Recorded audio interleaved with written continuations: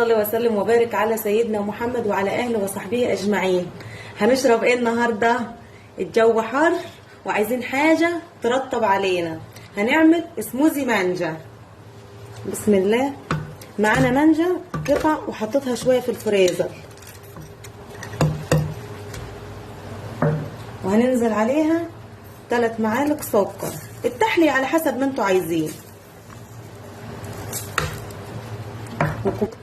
ومعانا كوب لبن برضه متلج. هنضرب الخليط ده مع بعضيه ونرجع لكم تاني.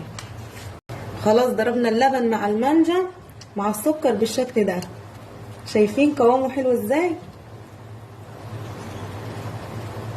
واللي مش بيحب بالمانجا هنعمل بالفراولة وبأي نوع فاكهة انتوا تحبوه.